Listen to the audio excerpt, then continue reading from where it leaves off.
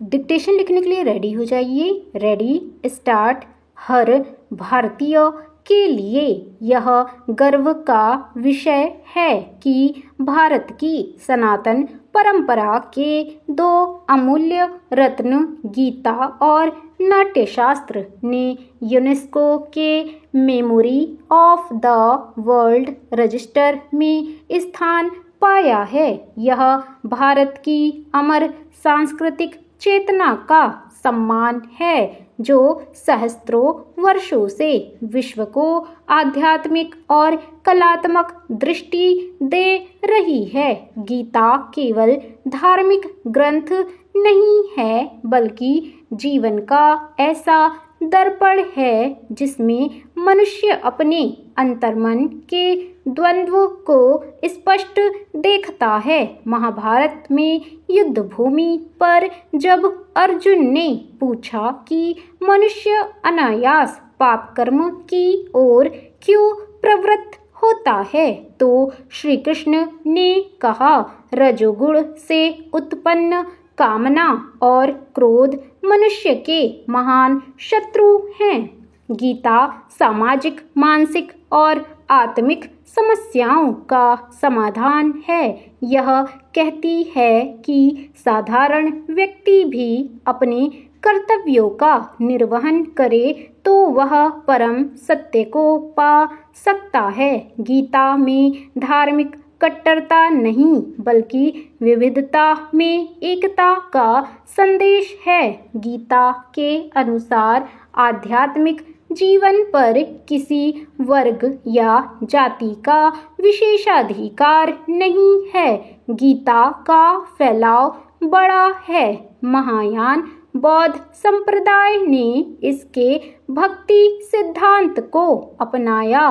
बौद्धों के मिलिंद प्रश्न व सद्धर्म पुंडरीक जैसे ग्रंथों में ऐसे वचन हैं जो गीता से मिलते जुलते हैं। गीता में यह भी आया है कि अभ्यास और वैराग्य से मन को संयमित किया जा सकता है। यह वही बात है जिसे महर्षि पतंजलि ने योग सूत्र में प्रतिपादित किया है। गीता कहती है कि ना तो अत्यधिक भोगी व्यक्ति योग में सिद्ध हो सकता है और ना ही पूर्ण व्रती। योग का मार्ग मध्यम है जिसमें संतुलन, विवेक, अनुशासन व समर्पण है। नाट्यशास्त्र भारत की कला परंपरा का वह भव्य स्तंभ है जिसमें नृत्य, संगीत और अभिनय का असाधारण समन्वय है। भरत मुनि द्वारा रचित नाट्यशास्त्र केवल रंगमंच की तकनीकी विधियों का संग्रह नहीं है, यह भारतीय सौंदर्यबोध का जीवंत ग्रंथ है। संस्कृत विद्वान इसे 2500 साल पहले लिखा मानते हैं। तमिलनाडु के नटराज मंदिर के गोपुरों पर अंकित 108 अंगहारों के चित्र और मुद्राएं मानव के देवत्व को बढ़ाती हैं और लय से ब्रह्मांड का स्पंदन महसूस कराती हैं। महान व्याकरण पाणिनि ने नाट्य विद्या का उल्लेख किया है जो दर्शाता है कि यह परंपरा भारत के बौद्धिक और सांस्कृतिक मूल में कितनी गहराई तक समाई हुई थी।